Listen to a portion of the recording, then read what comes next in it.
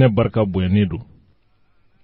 maaw ni borontoli aboliyaw olu cayara gawo jamanaden gansan nani gawo mara kɔnɔ olu bɔnna u nina sumpi ma saba jogina Abdurrahman Nyang ka taama tɛnɛnku mara kɔnɔna la surasi 5 ani civil kelen u taara o bɔne u nina dugutigi kelen fatɔma o bɔnena a nina nin bɛɛ lajɛlen ye tamasiyɛn ye min bɛ a jira an na ka fɔ an ka jamana bɛ basigibaliya kɔnɔ ji durulen don an ka jamana kɔnɔ o bɛ fɛn min ɲini bɛɛ lajɛlen ka fara ɲɔgɔn kan ka wuli k'i jɔ i ka jamana ye o siratigɛ de la an ka jamana maakɔrɔba jamana in yɛrɛma hɔrɔnya a tali o jiriba dɔ Seydou Badian a ye tabale gosi ka kulekan bɔ olu dati do kumaw la kuma bɛɛ nka n'i y'o kumanen waati min o b'a sɔrɔ a gɛlɛyara malidenw bɛ sama-samani na tasuma wuli bɛ jamana kɔrɔn a camancɛ ka na fɔ Kulikɔrɔ mara kɔnɔ nka jamanadenw hami ye fɛn min ye bi o ye ko 2018 jamanatigi kalata jɔnni bɛ yɛlɛ fanga na jɔnni bɛ jigi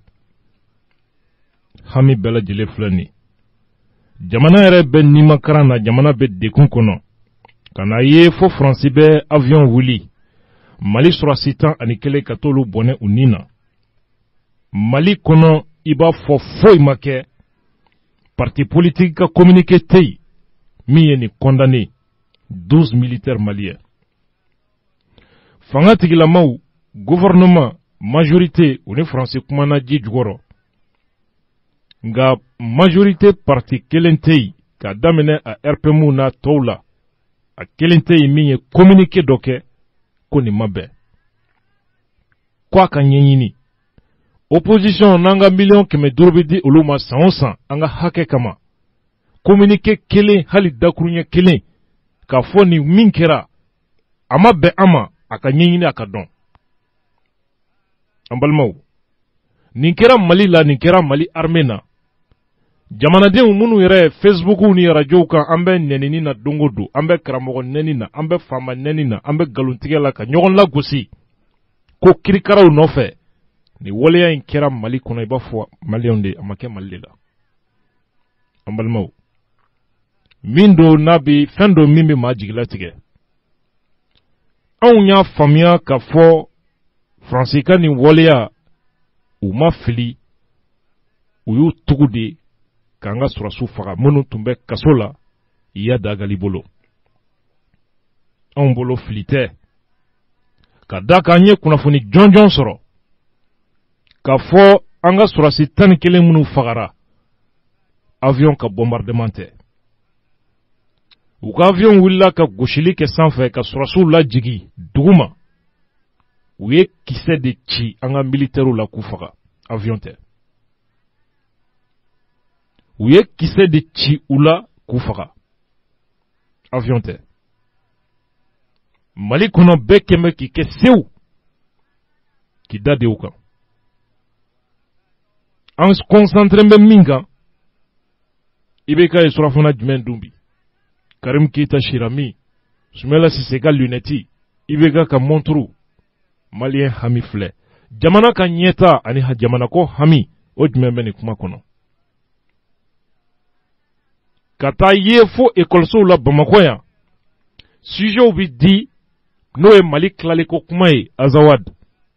i t'a senti fiyewu ko nin digilen don maliyɛn na jɔnni de bɛ yɛlɛ fanga na jɔnni de bɛ to yen tout sauf IBK tout sauf Soumaïla 2018 Atija 2018 bi e sɔrɔ balo la wa e t'o dɔn a bɛ e sɔrɔ kɛnɛya la wa e t'o dɔn a bɛ e sɔrɔ kaso la wa e t'o dɔn a bɛna jamana yɛrɛ sɔrɔ cogo di 2018 jɔnni yɛrɛ k'aw ma ko élection bɛna se ka kɛ n'a ma se ka kɛ mun b'o la mankan wuli bɛ ten du kɔnɔnaw telew radiow kuma kirikara nɔfɛ jamana yɛrɛ ka ɲɛnɛmaya pankɛ b'o kunna ko 2018 an balimaw o kama jamana maakɔrɔba Seydou Badian a ye tabali gosi a ko hey jamana bɛ yɔrɔ min na a bɛ nimakaran na politikimaw ka jateminɛni kɛ 2018 élection an k'a ɲɔnti k'a da kɛrɛfɛ a ka jɔ jamana bɛ degun min kɔnɔ, jamana bɛ gɛlɛya min kɔnɔ, jamanadenw bɛɛ ka wuli k'u jɔ an ka ɲɛsin o gɛlɛya ɲɛnabɔli ma. Nafolo min bɛna tiɲɛ a la n'o ye miliyariw ye, a nafolo ka ta ka ɲɛsin kalan ani kɛnɛya ani armée labɛnni ma. N'o kɛra jamana politikimaw ni élection tɛ yen, komi hami kelen min b'u la o ye fangako ye, u bɛna jamana ɲini k'a dafiri. O kama Seydou Badian ko maa minnu bɛ fanga na bi u ka gouvernement dayɛlɛ, opposition fara majorité kan, fo bɛɛ k'a dɔn jamana bi tɔɔrɔ min kɔnɔ, Mopti, Segu, kɔrɔnfɛla la, bɛɛ k'a dɔn k'i kungo don, bɛɛ k'a dɔn ko an kelenkelenna bɛɛ bi danger la. U ka fara ɲɔgɔn kan, opposition majorité ka gouvernement d'union nationale sigi. Malien bɛɛ lajɛlen ka wuli k'i jɔ, an ka ɲɛsin jamana kumabɔli ma fɔlɔ. Kalata kuma tɛ tɛmɛ an balimaw. Sidiki Kuyate a tɛ tɛmɛ dɔgɔkun damadɔ kan, a ye wele bila jamanadenw ma jiriba kɔrɔ. Laɲini tun ye jamana kɔrɔnfɛ mankan in an hamina ka se ka jateminɛli kɛ mun yɛrɛ de bɛ yen jamana kɔnɔ hali bi. Hakilina in sigi kɛra ani bi cɛ. An bɛ se ka faamuya jumɛnw sɔrɔ ani sentiment jumɛnw bɛ yen. Abdou Niang misin ka bɛɛ lajɛlen fo. An bɛ mɔgɔ ladɔnniya k'a fɔ ko an bɛ radio Dampéry kan. Maa caman b'a kalama k'a fɔ ko n kan ka na sɔgɔmada in na. An na sɔrɔ k'a fɔ ko an tun y'a bolila cogo min na k'o tila ka caya. Ka sababu kɛ a bɛɛ Maliko de. I bɛna ye k'a fɔ ko Seydou Badian min fɔ, a ka kuma ma jaabi tɛ. Mais wagati o wagati ni farango kuma fɔra ko an ka ɲɛsin jamana ma, ne bɛ ɲininkali kelen de kɛ n yɛrɛ la, n ko adamadenw tɛ se ka fara ɲɔgɔn kan cogo si la n'a sɔrɔ k'a fɔ u tɛ ɲɔgɔn sɔrɔ kun kelenna kelen na. C'est-à-dire que comme Sékou Touré b'a fɔ cogo min na, on ne peut pas mobiliser un peuple autour du vide, encore moins autour du mensonge. Donc o siratigɛ la ka kɔn nin ye mɔgɔ minnu bɛ ne ka jɛmukan na mɛ 19h. N ko mɔgɔw ma n'an filɛ dɔnsen min kan, n'an tora nin dɔnsen kan, n ko élection tɛ kɛ 2018 n'a fɔ i bɔra k'a fɔ cogo min na. Donc n ko an bɛ yɔrɔ min na sisan, est-ce que yanni ko ka taa an tɛgɛ ma, parce que an b'a fɔ cogo min na, bolokuma dɔ ka fisa sen ka di ye. Maa maa bɛ yen ni t'i kɔn ko ma, i bɛ kɛ ko ka jɔn ye, saraka foyi t'a la. Hali sura an kɔrɔ, i bɔra ka ɲininkali min cɛ, n tun bɛ k'o ɲininkali kelen de kɛ. Mun ni élection ma se ka kɛ 2018, mun de bɛ kɛ? Maintenant ka kɔn ye kalo tɛmɛnen o tile 29, an ye ɲɔgɔn sɔrɔ Carrefour jeune na. Kuma kun tun tɛ dɔwɛrɛ si ye, o ye an ka jamana kɔgɔdugan fan fɛ. Fereke jumɛn yɛrɛ de bɛ yen, n'o fereke kelen bɛ ka yɛlɛ jamana yɛrɛ fɛn bɛɛ la sa, ka jamana yɛrɛ fɛn bɛɛ lafu. I bɛna ye k'a fɔ e yɛrɛ ka kuma kɔnɔna na, i da nana maga OCRS ko la, ni organisation commune des régions sahariennes. Mais Abdou Niang foyi man dabali ban, i b'a kalama ko jamana in kɔnɔ yan, mɔgɔw t'a dɔn min don. Bon ni mɔgɔw t'a dɔn ko ko yɛrɛ taayɔrɔ ye yɔrɔ mun ye, donc a bɛna fɔ sisan Faransi bɔra ka mugu cili min kɛ, min kɛra l'établissement français Liberté la, mɔgɔ t'a dɔn kojugu don parce que mɔgɔ t'a enjeu dɔn, mɔgɔ t'a dɔn fɛn minnu b'u kɔrɔ. Mais e ka jateminɛ kɛ kelen na, parce que sɛbɛn dɔ bɔra jɛmukan in kɔfɛ, a bɛ kunnafoni cariso kan, n'o ye le blocage de l'accord est lié à l'origine et à la nature de la crise au nord du Mali. N y'a ye k'a fɔ ko bolonɔ bilala sɛbɛn min na, a tɛ ka taa kɔ, a tɛ ka taa ɲɛ, a sirilen bɛ min na, o bɛ tali kɛ Mali yɛrɛ kɛlɛ min bɛ an ka jamana kɔnɔ, o kɛlɛ modèle min, o ni kɛlɛ in yɛrɛ taayɔrɔ la. A bɔra. Donc maintenant, e ka jateminɛ kɛ, a bɛ fɔ fɛn dɔ ma ko convention de Bourème. Nin kɛra san 1997, a kɛra le 15 septembre. O convention de Bourème ni kɔnɔna na, Faransi nana ɲini k'a bɛ adrar di Touaregu dɔ ma, c'est-à-dire que sɛbɛn in kɔnɔ n y'a fɔ n ko fɛn man ka jamana kɔnɔ a fɔ ma ko politique de nouautage, n'o ye ka se ka mɔgɔ fara. Donc o politique de nouautage, Faransi donna sira min fɛ a bɛ fɔ ma ko la guerre par procuration, n'o ye ka se k'i to i ka jamana kɔnɔ ka mɔgɔw bila ɲɔgɔn na u yɛrɛ dama bila ɲɔgɔn na, ou bien n'a bɛ fɔ ma ko la guerre proxy. Donc Faransi tɛmɛna sira minnu fɛ,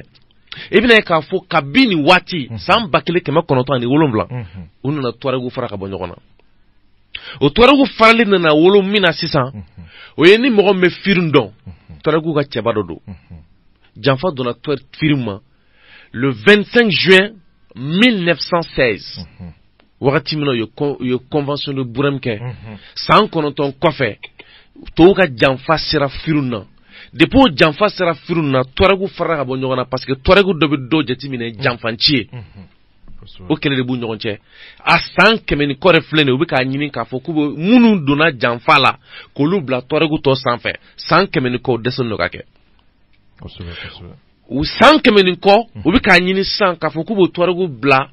kɔrɔnfɛ mɔgɔw tɔ sanfɛ u dɛsɛ n'o ka kɛ sisan u bɛ ka don min na sisan o ye ka olu du kelen dɔrɔn bila Mali bɛɛ sanfɛ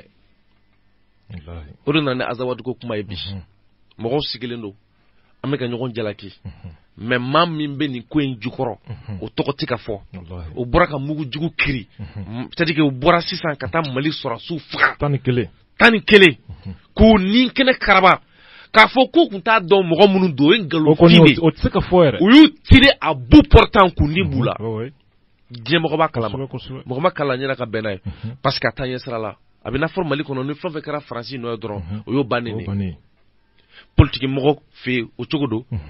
société civile kunda o cogo kelen don mɔgɔninfin yɛrɛ bɛ ɲininka mun de bɛ jamana in kɔnɔ donc pratiquement nana ye k'a fɔ sisan Faransi b'o jɔɲɔgɔn juguya min na kabi o don janw tɛmɛnen fo kana se bi ma o kelen de bɛ sen na diɲɛmɔgɔ b'a kalama an nana ye k'a fɔ wagati min na an ka indépendance ta kuma la surunyara o indépendance an b'a ta waati min na an ni Sénégal de farala ɲɔgɔn kan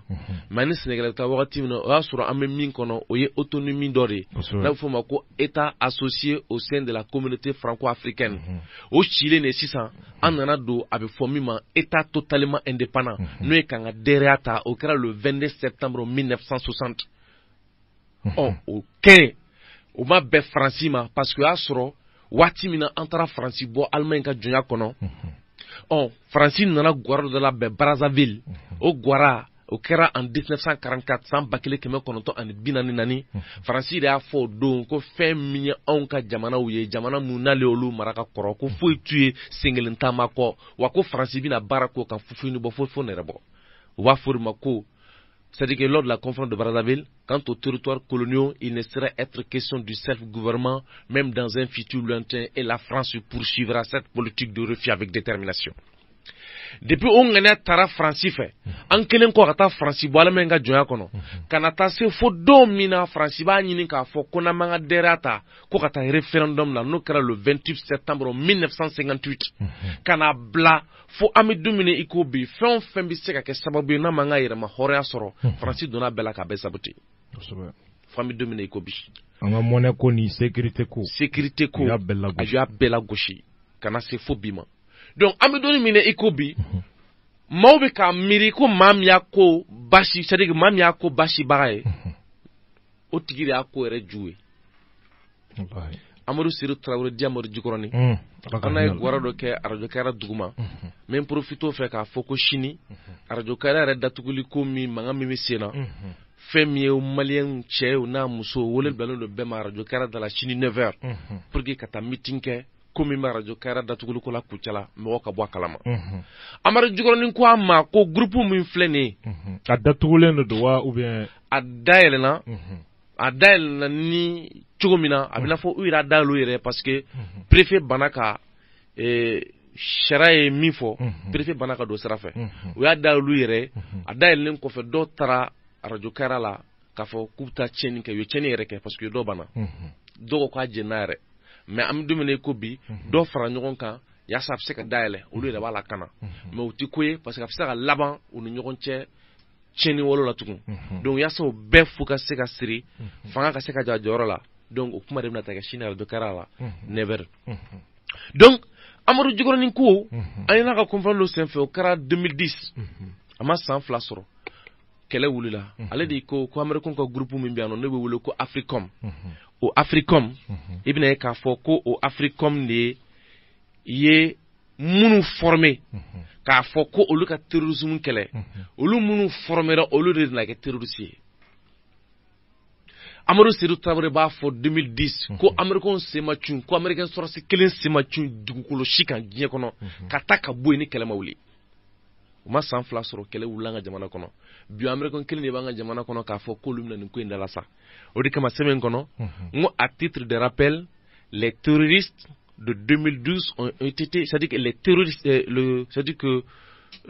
les attaques terroristes de 2012 ont été perpétrées par des éléments en grande partie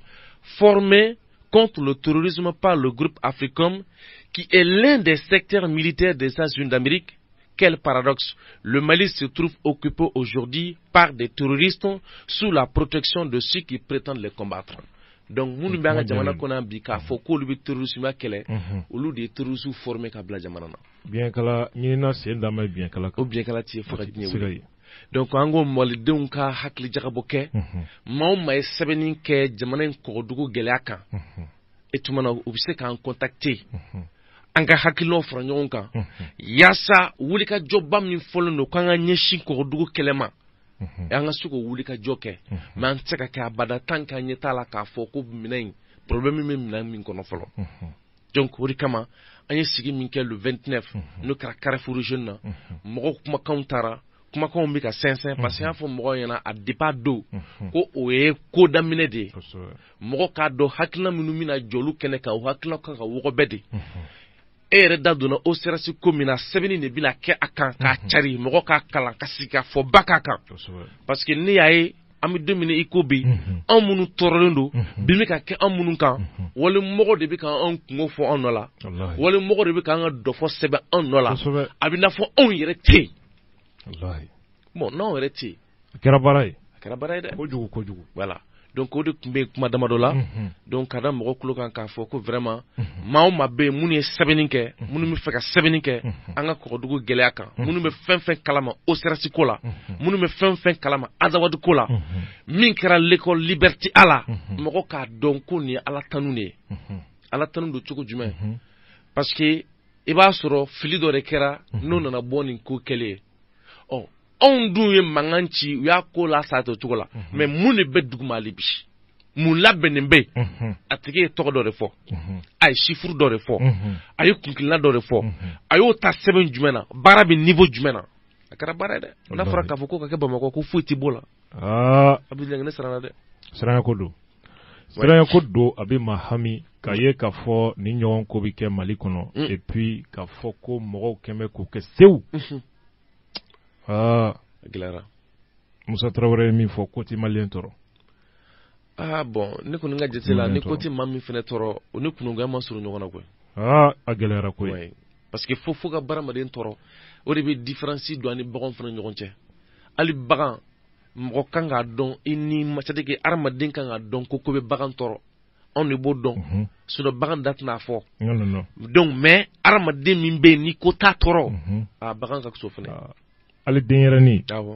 mafiya dɔw bɛ yen n'i y'a kala a b'i kin n'a y'i sɔrɔ a b'i kin wala a b'i wagasi en tout cas wala a bɛ kule kɛ kule min bɛ taa i kulo kɔnɔna kɔni pɛrɛn mais fɛn bɛɛ de bɛ bɛn Mali ma fo fɛn kelen f'i ko k'i bɛ hɛrɛ kɛ n'i ko k'i bɛ hɛrɛ kɛ malo de tɛ bɛn Maliyɛn ma i t'i di yan a gɛlɛyara o de kama u ye Modibo Keyita ninnu faga o de kama jamana densɛbɛ fɛn fɛn sɔrɔ k'i jɔ i sen o y'a bɛɛ faga o de kama hali sini ni Abdul Nyange n'i bɛna usine jɔ Mali kɔnɔ o don i b'a dɔn o don k'a fɔ ko a ma nɔgɔn dɛ troisième point min dalen filɛ nin a ma da manana ko la dɛ chinois ye taraka min kala n'u y'a ɲɛf'i ɲɛna i bɛ masa segin Ala ma jamana in b'o gɛlɛya de kɔnɔ an dabali banna mais bɛɛ bɛ k'a kɛ n'a fɔ u t'a kalama min bɛ faso in dɔnbaga de man ca faso in kanubaga de man ca c'est vrai mais mɔgɔw t'a faamu n'i ko Maliyɛn tɛ faso fɛ parce que a bɛ fɔ ko l'esprit qui se comprend lui-même est l'esprit d'un homme libre hakili m'a yɛrɛ faamu o ye hakili min n'a tɛ jɔn a la maninfin Maliyɛn ka maliko bɛ cogo min na a bɛ n'a fɔ den ni masa ɲɔgɔn cɛ maninfin mana ban masa la cogo cogo a t'a kun bɔ k'a fɔ k'i ka masa dɔgɔya ɲɛna dɛ a bɛ ten de ale bannen don a la a t'a fɛ mais kɔrɔ tɛ k'e ka dɔgɔya ɲɛna ye dɛ maliko bɛ ten Mali bolo da banna c'est pourquoi n'i ye mɔgɔw wele ko maliko kɛnɛ o kɛnɛ kan i b'o kɛnɛ jama da dɔn jama man ca mais n'i ye mɔgɔw wele e maa min bɛ mɔgɔw wele ko maliko o don i bɛ jama min ye i b'o da dɔn mais ni i y'o yɛrɛ wele k'e ka ko o don i b'a dɔn k'a fɔ ko jago jama b'i kɔ siga t'a la mais maliko la ayi o de ne sera Maliyɛn ye